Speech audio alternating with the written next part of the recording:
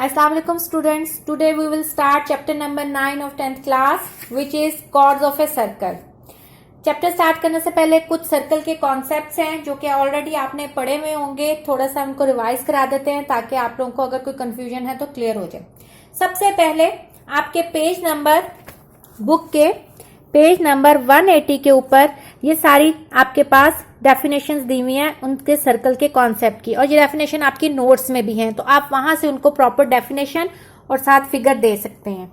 सबसे पहले सर्कल क्या होता है?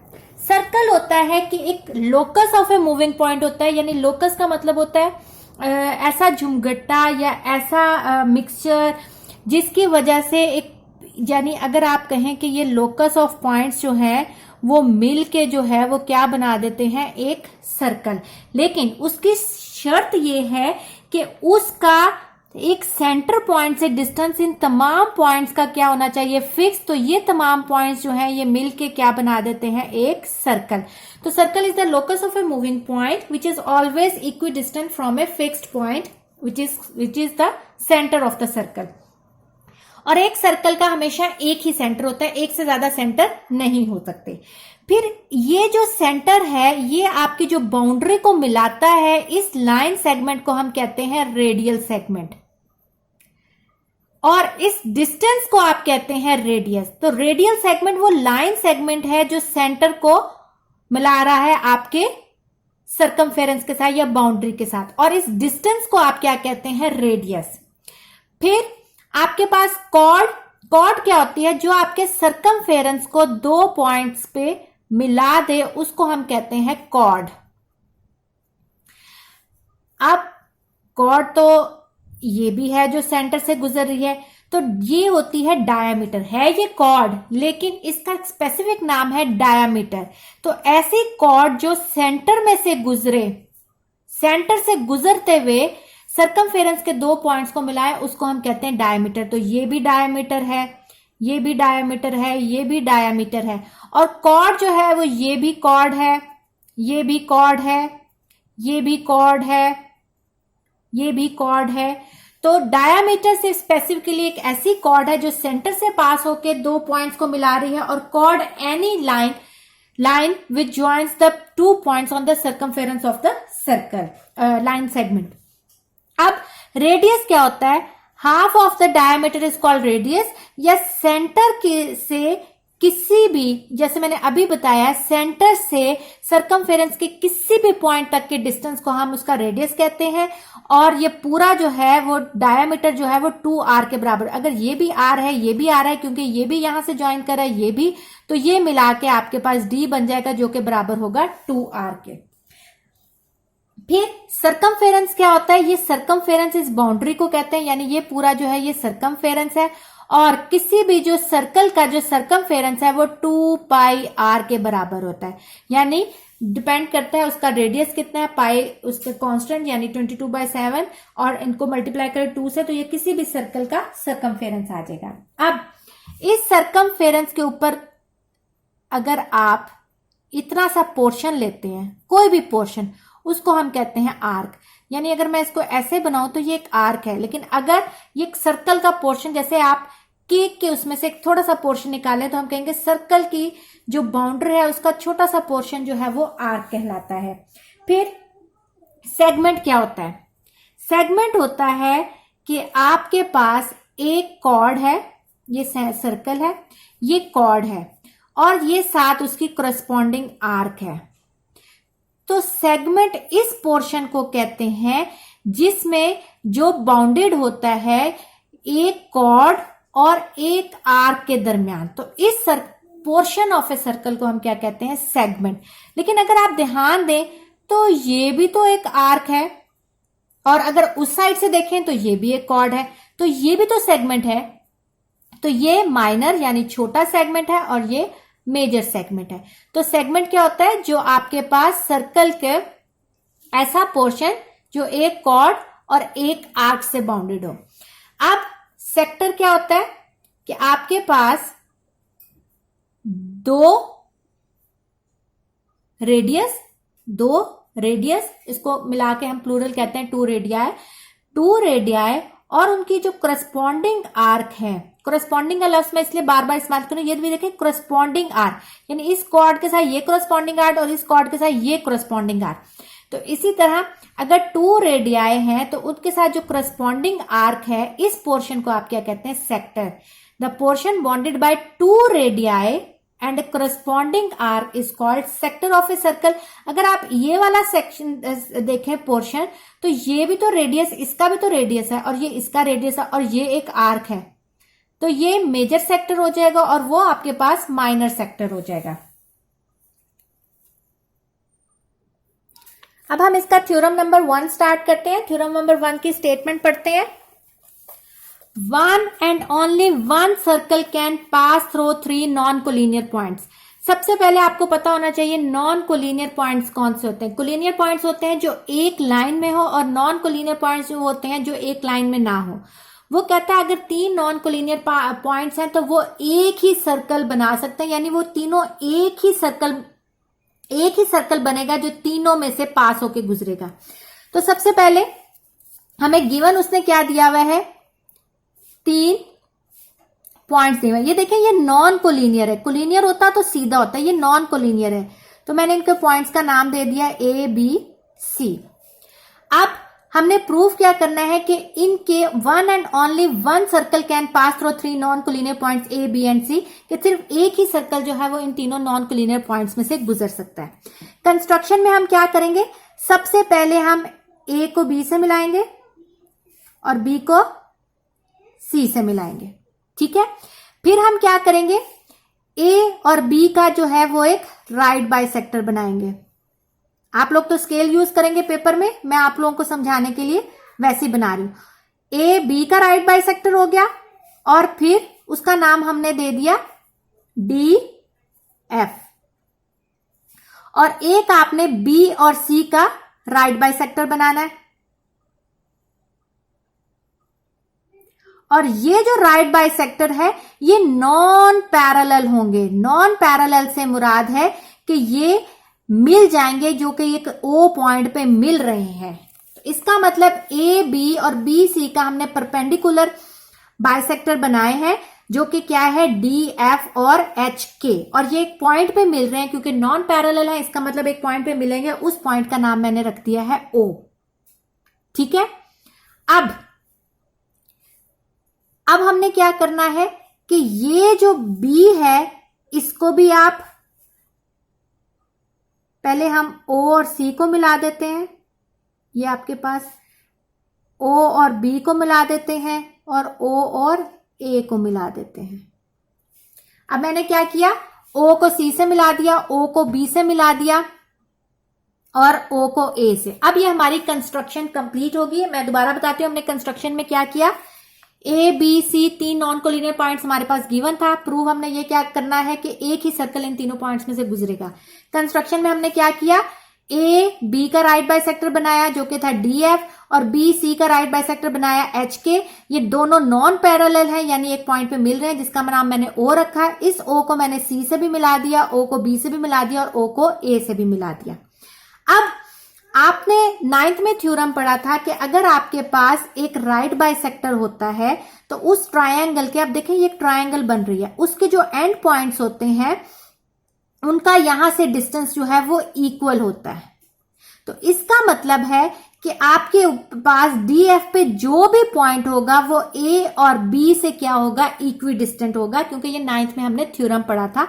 क्योंकि इसकी रीजन ये है कि DF जो है वो परपेंडिकुलर, यानी राइट बाइसेक्टर आपने बनाया है, परपेंडिकुलर बाइसेक्टर बनाया है AB के ऊपर। तो जिसकी वजह से हमें पता चला कि अगर A और B से कोई भी पॉइंट आप DF के ऊपर लें तो वो AB से इक्वी डिस्टेंट होगा। तो इसका मतलब है ये AB आपस में क्या है, बराबर, यानी OA जो है वो OB के बराबर है, क्योंकि इस पे कोई भी पॉइंट जो है वो इक्वी डिस्टेंट होगा यहां से भी और यहां से भी, इसलिए हम कह सकते हैं कि OA जो है वो OB के बराबर है। तो हमने कह दिया कि मेजरमेंट ऑफ OA जो है वो बराबर है OB के। सिमिलरली OB का ऊपर या OC के ऊपर एच के ऊपर कोई भी पॉइंट जो है वो ओ बी और ओ सी से इक्वी डिस्टेंट होगा, तो इसका मतलब है कि मेजरमेंट ऑफ ओ बी जो है वो भी मेजरमेंट ऑफ ओ सी के बराबर है। अब आपको पता है ओ ए अगर ओ बी के बराबर है और ओ बी ओ सी के बराबर है, तो हम कह सकते हैं कि इसका मतलब है कि ये तीनों आपस में क्या है, बराबर। जब तीनों आपस में बराबर है तो इसका मतलब है ये ओ वाहिद पॉइंट है जो इन तीनों पॉइंट से यानी ए बी सी से इक्वी डिस्टेंट है। तो सर्कल की डेफिनेशन ही ये थी कि आपका लोकस ऑफ पॉइंट्स होता है, यानी पॉइंट्स का एक ऐसा गट्टा होता है जो इक्वी डिस्टेंट होता है एक फिक्स्ड पॉइंट से। तो ये देखिए ये ओ वो पॉइंट है जो इक्वी डिस्टेंट है ए बी सी से। तो इसका मतलब है कि एक ही सर्कल जो है वो आप ड्रॉ कर सकते हैं, एक ही सर्कल आपका ड्रॉ हो सकता है इन तीनों पॉइंट्स में से। तो आपको ये थ्योरम समझ आया होगा, आप लोग इसको पढ़ेंगे, इसके स्टेटमेंट्स और इसकी रीजन, तो आप लोगों को ज्यादा समझ आ जाएगा। और आप लोगों ने ये इधर से ही करना है, बुक से आपके पास गिवन प्रूफ कंस्ट्रक्शन फिगर सारा कुछ बना हुआ है। और आपको अगर नहीं समझ आती तो लेक्चर को एक दफा पढ़ के लेक्चर को रिवाइंड करके दोबारा सुनेंगे तो आपको थ्योरम अच्छी तरह समझ आ जाएगा। अब हम इसका थ्योरम 2 स्टार्ट करते हैं। थ्योरम 2 की स्टेटमेंट है, a straight line drawn from the centre of a circle to bisect a chord which is not a diameter, यानी कॉर्ड जो है वो डायमीटर नहीं है, is perpendicular to the chord, वो उस कॉर्ड के परपेंडिकुलर होगी, यानी जो लाइन आप ड्रॉ कर रहे हैं वो परपेंडिकुलर होगी उस कॉर्ड पे। तो हमें क्या दिया हुआ है, गिवन में एक सर्कल दिया हुआ है, ठीक है, उसका एक एम मिड पॉइंट है, ओ सर्कल का मिड पॉइंट है, ओ से हमने एक बाइसेक्टर ड्रॉ किया है। बाइसेक्ट का मतलब होता है टू इक्वल पार्ट्स में डिवाइड करना। इस कॉर्ड का नाम मैंने रख दिया ए बी। तो गिवन में हमें क्या दिया हुआ है कि आपके पास एक सर्कल है, उससे सेंटर ऑफ सर्कल से आपने एक कॉर्ड के ऊपर बाइसेक्टर ड्रॉ किया है, और वो कॉर्ड डायमीटर नहीं है, यानी सेंटर से नहीं गुजर रही, वरना वो सेंटर से बाइसेक्टर कैसे ड्रॉ होता।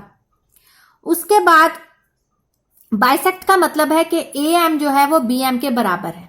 आप कंस्ट्रक्शन में आपने क्या करना है, मैंने ओ को ए से ज्वाइन कर दिया और ओ को बी से ज्वाइन कर दिया।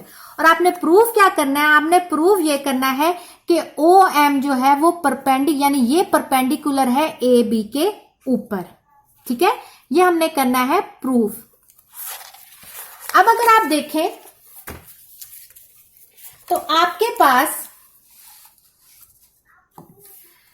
हमें पता है कि ए एम जो है वो बी एम के बराबर है, या चलें पहले यहां से देखते हैं, ओ ए जो है वो ओ बी के बराबर है। सेंटर से सर्कल के किसी भी पॉइंट का डिस्टेंस जो है उसको रेडियस कहते हैं। तो ओ ए भी एक रेडियस है और ओ बी भी रेडियस, और आपको पता है एक सर्कल के तमाम रेडियस एक दूसरे से बराबर होते हैं। तो आपके पास अगर हम ये देखें दो ट्राइंगल्स बन रही हैं, तो हम ट्राइंगल ओ ए एम की कोरेस्पॉन्डेंस चेक करेंगे ट्राइंगल ओ बी एम से। उसमें हमें पहली चीज क्या पता चली कि ओ ए जो है वो बराबर है ओ बी के। इसकी रीजन क्या है कि वो radii of the same circle है, ठीक है। मैं पूरी रीजंस नहीं लिख रही, आपकी बुक में ये सॉल्व हुआ है, आप वहां से देख सकते हैं। अब आपके पास दूसरी चीज क्या आती है, ए एम बी एम के बराबर है। क्यों?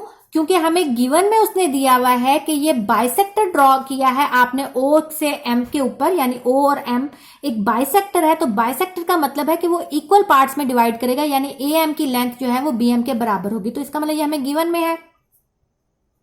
और ओ एम आपको पता है वो ओ एम के बराबर है।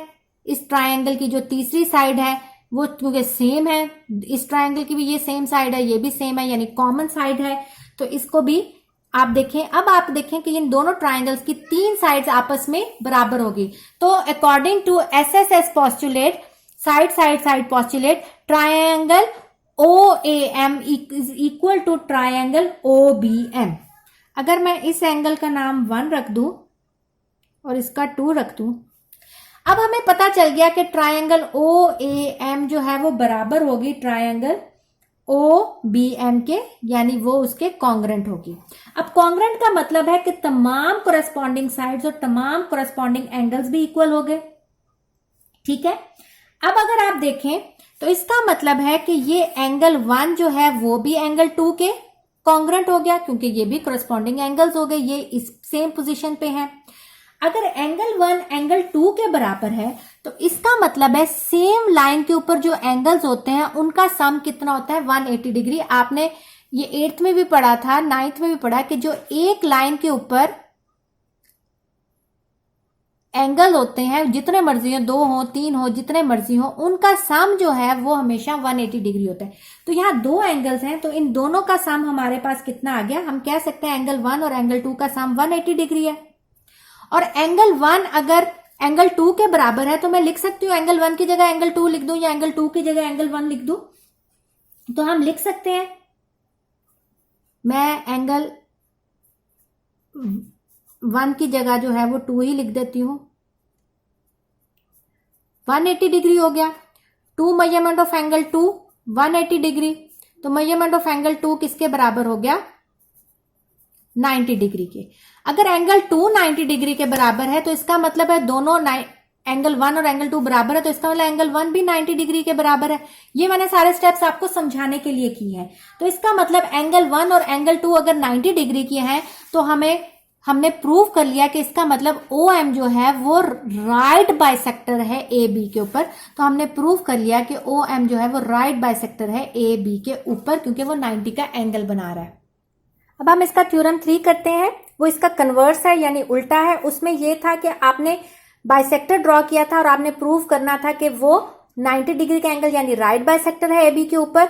इसमें उसने कहा है perpendicular from the centre of a circle on a chord bisected. अब वो कहते हैं परपेंडिकुलर तो आप ड्रॉ कर रहे हैं सेंटर ऑफ ए सर्कल से एक कॉर्ड के ऊपर, आपने प्रूव करना है कि वो उसको बाइसेक्ट कर रहा है। बाइसेक्ट मतलब कि अब आपके पास ये लेंथ और ये लेंथ जो है वो आपस में क्या हो जाएगी, इक्वल। ये उसका कन्वर्स हो गया। अब हमने क्या किया, हमें गिवन में एक सर्कल दिया हुआ है, ए बी उसकी एक कॉर्ड है, ओ और एम जो है वो एक राइट बाइसेक्टर है ए बी के ऊपर। आपने प्रूव करना है कि मेजरमेंट ऑफ ए एम जो है वो मेजरमेंट ऑफ बी एम के बराबर है, यानी वो बाइसेक्ट कर रहा है, यानी दोनों को इक्वल पोर्शन में काट रहा है। कंस्ट्रक्शन में हम क्या करेंगे, ओ को ए से ज्वाइन कर देंगे और ओ को बी से ज्वाइन कर देंगे। ठीक है, आपने टू प्रूव क्या करना है इसमें कि मेजरमेंट ऑफ ए एम जो है वो बराबर है मेजरमेंट ऑफ बी एम के। अब आपने क्या किया, आपके पास दो ट्राइंगल्स फिर बन रही हैं। ठीक है, तो हम दोनों की करस्पॉन्डेंस चेक करेंगे। अब आपके पास दो राइट एंगल ट्राइंगल बन रही है, क्योंकि ये हमें कंफर्म है कि अब ये 90 का एंगल बन रहा है। तो हम यहां लिख सकते हैं कि ये दो जो राइट एंगल ट्राइंगल्स हैं यानी ओ ए एम, और हम चेक करेंगे इसकी करस्पॉन्डेंस ओ बी एम से। अब पहली चीज हमें पता चल गई कि जो आपके पास एंगल है ओ एम ए वो बराबर है ओ एम बी के। स्टूडेंट्स ये बात आपको पता होगी कि जो आप एंगल बीच में लिखते हैं जिसका नाम, वो एंगल आप कंसीडर कर रहे होते हैं। अगर आप 3 नाम भी लिखें, अगर एंगल एम की जगह आप ओ एम में लिख रहे हैं तो इसका मतलब आप किस एंगल की बात करें, जो आपके पास यहाँ मिड में लिखा हुआ है। तो ओ एम ए जो है वो बराबर है ओ एम बी के, क्योंकि ये एम पे दोनों क्या बना रहे हैं 90 का एंगल, और ये दोनों किसके बराबर है 90, क्योंकि ये हमें गिवन है। और ओ ए जो है हमें पता है ओ बी के बराबर है। क्यों? क्योंकि ये same radii of the same circle, अभी हमने पिछले वाले थ्योरम में भी किया था। अब ओ ए ओ बी के बराबर है, ये एंगल भी हो गया। ठीक है, अब आप मुझे ये बताएं कि हमने हाइपोटेनियस साइड पोस्टुलेट ये पढ़ा था। ये देखें 90 के ऑपोजिट ये हाइपोटेनियस है, ये 90 के ऑपोजिट हाइपोटेनियस है। ठीक है, तो इसका मतलब हाइपोटेनियस तो हाइपोटेनियस के बराबर हो गया, और ओ एम जो है वो ओ एम के बराबर है, दोनों कॉमन है। तो आपके पास एक साइड और एक हाइपोटेनियस, जब किसी भी राइट एंगल ट्रायंगल का दूसरे के एक हाइपोटेनियस और एक साइड के इक्वल हो तो उसको हम कहते हैं एचएस पोस्टुलेट। और एचएस पोस्टुलेट के थ्रू आप कह सकते हैं कि ये दोनों ट्रायंगल जिनकी आपने कोरेस्पॉन्डेंस चेक की थी, यानी ट्रायंगल ओ ए एम जो है वो बराबर हो गया है ट्रायंगल कॉन्ग्रेंट हो गया ओ बी एम से। और आपको पता है जब दो ट्रायंगल्स बराबर हो जाते हैं तो इसका मतलब उसकी तमाम कोरेस्पॉन्डिंग साइड्स और तमाम कोरेस्पॉन्डिंग एंगल्स भी बराबर हो गए। तो हम कह सकते हैं कि मेजरमेंट ए एम जो है वो बराबर है मेजरमेंट ऑफ बी एम के, जो कि आपने प्रूव करना था क्योंकि corresponding sides of congruent triangle. तो इसका मतलब है कि ओ एम जो है वो बाइसेक्ट कर रहा है ए बी को, यानी इक्वल हिस्सों में काट रहा है। अब हम नेक्स्ट थ्योरम करते हैं, theorem number 4। If two chords of a circle are congruent then they will be equidistant from the centre. अगर दो कॉर्ड्स जो है वो कह रहा है कि वो कॉन्ग्रेंट है यानी एक दूसरे के बराबर है, तो उनका जो सेंटर से डिस्टेंस है वो भी बराबर होगा। यानी फर्ज करें मेरे पास एक ये ए बी कॉर्ड है और एक ये सी डी कॉर्ड है, तो उसने हमें गिवन में दिया हुआ है कि ए बी और सी डी आपस में बराबर है।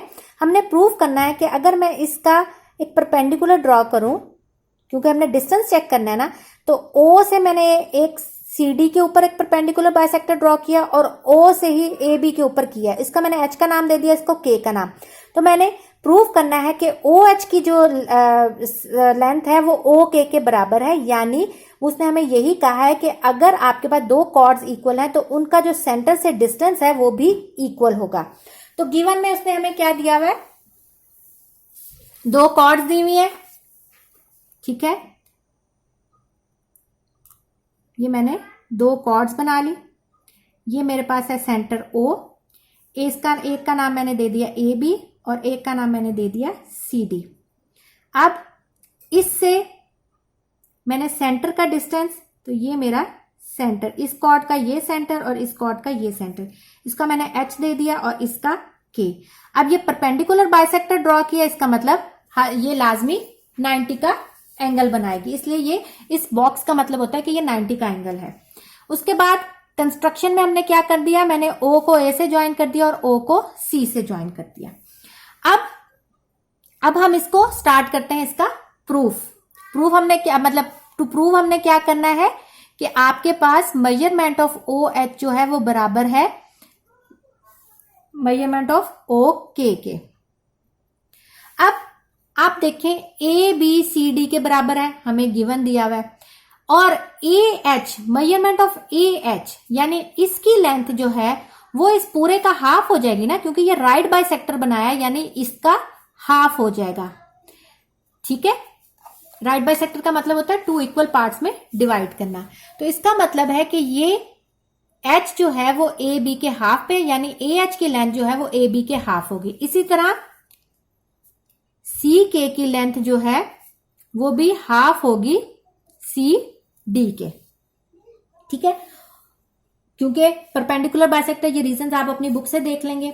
और लेकिन हमें तो पता था, गिवन में था कि ए बी जो है वो बराबर है सी डी के, दोनों कॉर्ड्स हमें गिवन में है कि बराबर है। तो इसका मतलब है कि जो इनका हाफ है वो भी आपस में बराबर होगी।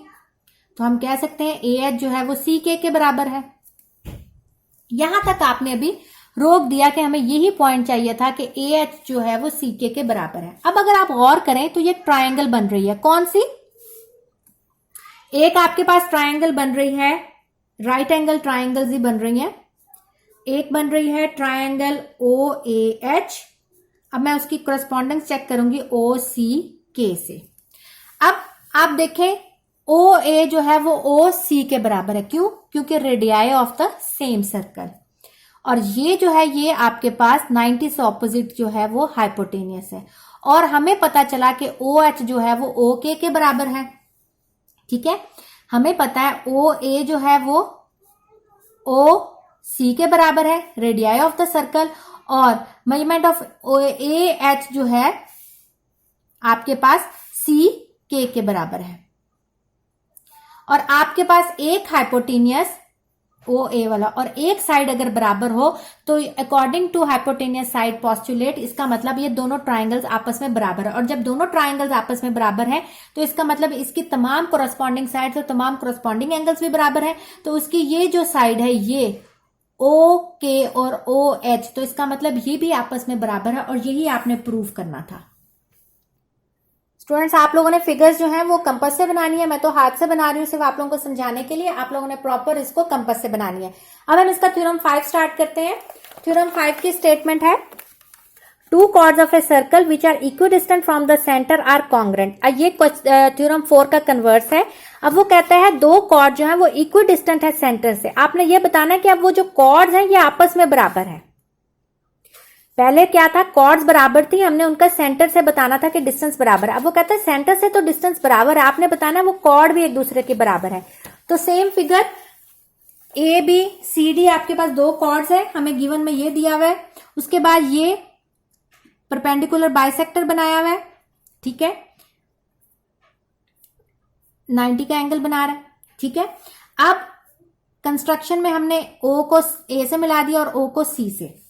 अब हमने प्रूफ क्या करना है कि ये ए बी जो है वो सी डी के बराबर है। प्रूफ क्या करना है, मेजरमेंट ऑफ ए बी जो है वो बराबर है मेजरमेंट ऑफ सी डी के। ठीक है, कंस्ट्रक्शन भी होगी, गिवन भी हो गया और प्रूफ पास ऑलरेडी दो ट्राइंगल्स बन रही हैं। तो आपके पास कौन कौन सी ट्राइंगल है, और हैं भी दो राइट एंगल ट्राइंगल्स। कौन सी, ओ ए एच, उसकी करस्पॉन्डेंस चेक करेंगे ओ सी के से। ओ एच ओ के बराबर है, हमें गिवन में दिया हुआ है। ओ एच जो है वो बराबर है ओ के क्योंकि हमें गिवन में दिया हुआ है। ओ ए जो कि हाइपोटेनियस है, हाइपो ओ ए बराबर है हाइपो ओ सी के। क्यों, क्योंकि radii of the same circle है। अब आपके पास एक हाइपोटेनियस और एक साइड बराबर होगी, तो एच एस पॉस्टुलेट से ये दोनों ट्राइंगल जो है ओ ए एच वो कॉन्ग्रेंट हो गया ट्राइंगल ओ सी के एच एस पॉस्टुलेट से। अब इसका मतलब इसकी तमाम करस्पॉन्डिंग साइड्स और तमाम करस्पॉन्डिंग एंगल्स भी इक्वल हो गए। तो हम कह सकते हैं कि ए एच जो है वो अब बराबर हो गया है सी के। लेकिन हमने तो प्रूव करना पूरी कॉर्ड, ये तो हाफ निकली है। अब हमें पता है कि ए एच का जो, अगर पिछले थ्योरम में भी कहा था कि ए एच जो है वो बराबर है half measurement of A B. ठीक है, और सी के जो है वो बराबर है हाफ मेजर। मतलब है कि अगर ए बी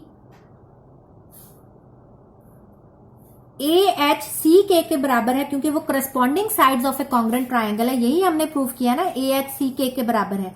तो अगर ए एच सी के बराबर है, ये साइड इस साइड के बराबर है, तो इन दोनों को भी तो हम आपस में बराबर कर सकते हैं। ठीक है, अगर हम कहते हैं कि ए बी के बराबर है और एक चीज जो है बी सी के बराबर है, ठीक है, या ए बी के बराबर है और एक डी जो है वो भी बी के बराबर है, तो इसका मतलब ये ए डी आपस में बराबर है। तो इसका मतलब ये दोनों अगर आपस में बराबर है तो इसका मतलब ये दोनों भी आपस में बराबर है।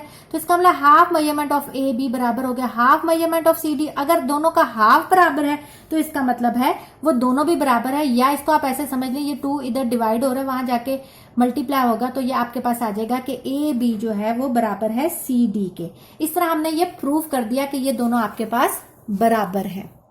अब स्टूडेंट्स हम इसकी एक्सरसाइज स्टार्ट करते हैं। एक्सरसाइज 9.1, इसके क्वेश्चन नंबर 1 और 2 जो है वो तो प्रूफ है, वो हम नहीं करेंगे। इसका क्वेश्चन नंबर 3 देखें। If length of the chord A B is equal to 8 centimetre, its distance from the centre is 3 centimetre, then find the diameter of such circle. अब वो आपको कह रहा है कि अगर आपके पास एक सर्कल है, उसमें जो आपके पास कॉर्ड की लेंथ है वो 8 सेंटीमीटर है। फर्ज करें मैंने कॉर्ड बनाया, उसकी लेंथ जो है वो आपके पास है 8 सेंटीमीटर। अगर कॉर्ड की लेंथ ए बी सेंटीमीटर है, it's distance from the centre, centre से उसका डिस्टेंस जो है वो 3 सेंटीमीटर है, तो वो कहता है कि आप फाइंड करें कि इस सर्कल का डायामीटर कितना होगा। अब देखें, अगर मैं इसको इससे मिला दूं तो ये हमारे पास एक राइट एंगल ट्राइंगल बन जाएगी और ओ ए आपके पास रेडियस रेडियस हो जाएगा। अगर आप रेडियस फाइंड आउट कर लें और उसको डबल करें तो आपके पास डायमीटर बन जाएगा। तो हम स्टार्ट करते हैं। Length of chord A B उसने आपको कितनी दी हुई है, 8 सेंटीमीटर। ये पूरी ए है तो ये 4 सेंटीमीटर होगा और ये पोर्शन भी 4 सेंटीमीटर होगा। डिस्टेंस फ्रॉम सेंटर, जिसको अगर मैं इसको डी का नाम दूं तो मेजरमेंट ऑफ ओ डी जो है वो आपके पास है 3 सेंटीमीटर। आपने फाइंड क्या करना है, डायामीटर, जो कि हमें पता है किसके बराबर होता है, 2r के। ठीक है, अब हमें पता है कि वो उसके ऊपर परपेंडिकुलर बाइसेक्टर है, तो इसका मतलब वो इक्वली डिवाइड करा ना, तो ये 4 है, ये भी 4 है। ठीक है, तो हम कह सकते हैं कि मेजरमेंट ऑफ ए डी जो है वो बराबर है half measurement of A B के। अभी हमारे पास ये कैलकुलेशंस कर रहे हैं,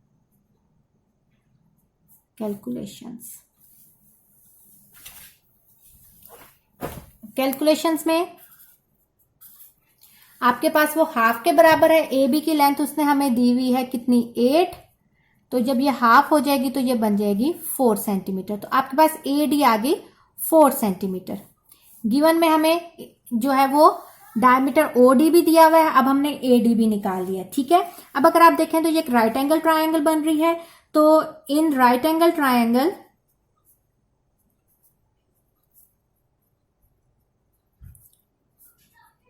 ADO, ठीक है, बाय पैथागोरस थ्योरम लगाते हैं। अगर हमारे पास एक राइट एंगल ट्राइंगल हो और आपके पास दो साइड्स दी हो और तीसरी आपने मालूम करनी हो, तो हमें पता है कि ये पैथागोरस थ्योरम में हाइपोटेनस का स्क्वायर बराबर होता है बेस का स्क्वायर प्लस परपेंडिकुलर का स्क्वायर, और हाइपोटेनस यहां क्या है, OA का स्क्वायर DA के स्क्वायर प्लस OD के स्क्वायर के बराबर। DA कितना दिया हुआ है, हमने फाइंड आउट किया था 4 और 3 हमें दिया हुआ है, तो ये आ जाएगा 16 प्लस 9 25। और यहां हमें स्क्वायर थोड़ी हमने तो इसके हम taking square root on both side, तो आपके पास OA आ जाएगा 5 सेंटीमीटर। और एक बात आप हमेशा याद रखें, डिस्टेंस कभी भी नेगेटिव नहीं होता, इसलिए हम अंडर रूट में इसकी पॉजिटिव वैल्यू लेते हैं।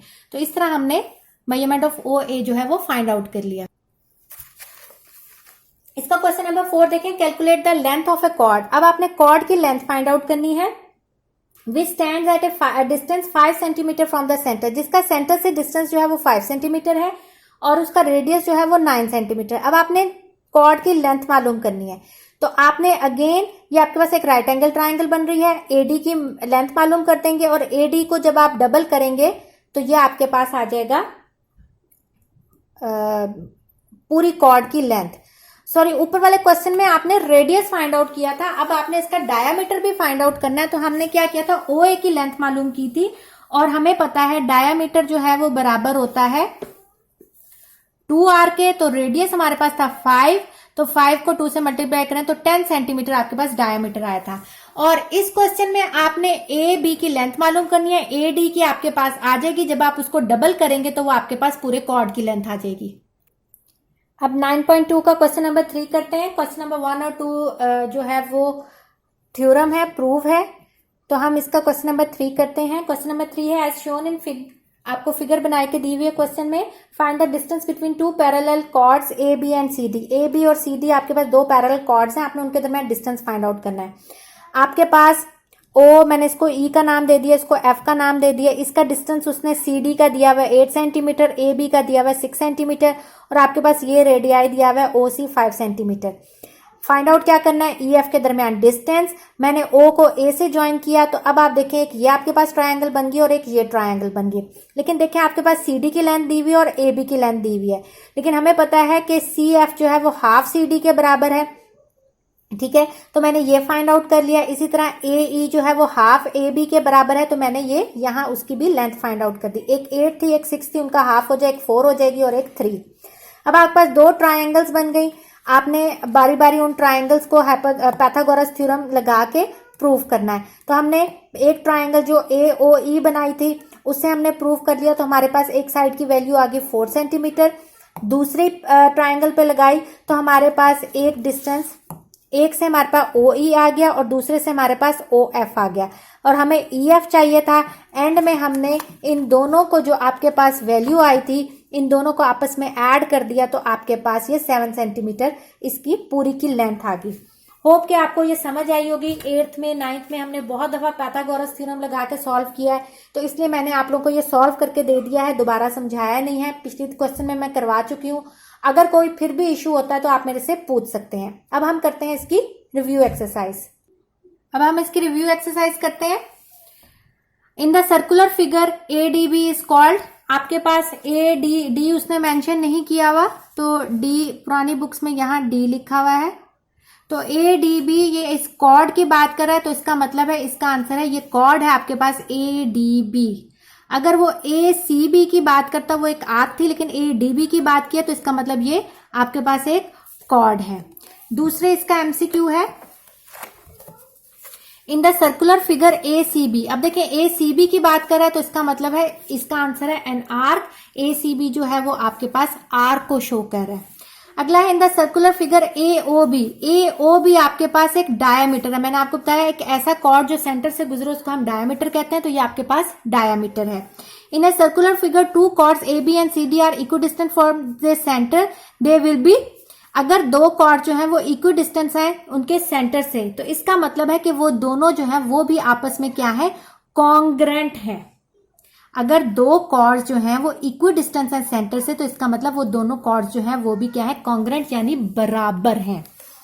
अगला इसका एमसीक्यू है, radii of the circle R, हमें पता है एक सर्कल के जो सर्कल यानी एक सर्कल के जो तमाम रेडियाइज होते हैं वो क्या होते हैं, ऑल इक्वल।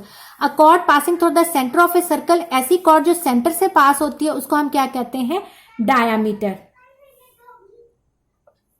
उसको हम कहते हैं diameter. Right bisector of the chord of a circle always passes through, right bisector जो होगा किसी भी कॉर्ड का सर्कल, किसी भी कॉर्ड का जो राइट बाइसेक्टर होगा वो हमेशा सेंटर से पास करेगा, ठीक है। अब आपके पास अगला है the circular region bounded by two radii and the corresponding arc, ऐसा रीजन जो दो रेडियाई और आर्क के बीच में होता है, करस्पॉन्डिंग आर्क, उसको हम कहते हैं sector. The distance of any point of the circle to its centre, किसी भी पॉइंट का, जो किसी भी पॉइंट का, सर्कल का कोई भी पॉइंट ले सर्कमफेरेंस के ऊपर, उसका जो सेंटर से डिस्टेंस होता है उसको हम क्या कहते हैं, रेडियस। ये मैं आपको पहले बता चुकी हूं। और line segment joining any point of the circle to the centre, और उस लाइन को हम क्या कहते हैं, उस लाइन को हम क्या कहते हैं, radial segment. Locus of a point in a plane equidistant from a fix point is called, ऐसा पॉइंट्स का लोकस जो है वो फिक्स पॉइंट से जो इक्विडिस्टेंट होता है, ये सर्कल की डेफिनेशन है, तो उसको हम क्या कहते हैं, सर्कल। सिंबल जो है ट्राइंगल की आपको पता है, ये ऑप्शन बी। तो इसका सेकेंड लास्ट एमसीक्यू है, अ कंप्लीट सर्कल, एक सर्कल को हम कितने उसमें डिवाइड करते हैं, हम 360 डिग्री में डिवाइड करते हैं। पहला 90, 180, 270 और 360, एक सर्कल जो है उसकी डिग्री जो है वो 360 डिग्री होती है। Through how many non collinear points can a circle पास, कितने नॉन कोलिनियर पॉइंट से जो है वो एक सर्कल पास हो सकता है, ये इस थ्योरम की, पहले थ्योरम की स्टेटमेंट है, तो इसका आंसर है 3, क्योंकि थ्योरम की स्टेटमेंट ही ये है। अगला क्वेश्चन है क्वेश्चन नंबर 2 में आपने डिफरेंशिएट करना है, ये आपके नोट्स में भी गिवन है। मैंने आपको circle, circumference, chord, diameter, chord, arc, minor, major arc, interior, exterior, sector, segment बता दिया। सिवाय इंटीरियर और एक्सटीरियर के मैंने आपको सारा कुछ बता दिया। तो इंटीरियर ऑफ ए सर्कल क्या होता है, जो सर्कल के अंदर वाला पोर्शन होता है वो इंटीरियर ऑफ ए सर्कल होता है, और जो सर्कल के बाहर वाला पोर्शन होगा वो एक्सटीरियर ऑफ ए सर्कल होगा। बाकी आपके नोट्स में सारी डेफिनेशंस दी हुई हैं, आप वहां से कर सकते हैं। और ज्योमेट्री में जब डेफिनेशंस होती हैं या जो आपके पास थ्योरम वाले चैप्टर्स होते हैं उसमें लाजमी साथ फिगर बनाते हैं जब भी डेफिनेशन आए, और जो दूसरे आपके पास क्वेश्चंस होते हैं उसमें आपने एग्जांपल मस्त देनी होती है। होप कि आपको थ्योरम समझ आए होंगे इंशाल्लाह। अगर कोई आपको प्रॉब्लम होती है तो आप मेरे से कमेंट्स में करके पूछ सकते हैं। ओके स्टूडेंट्स, टेक केयर, अल्लाह हाफिज।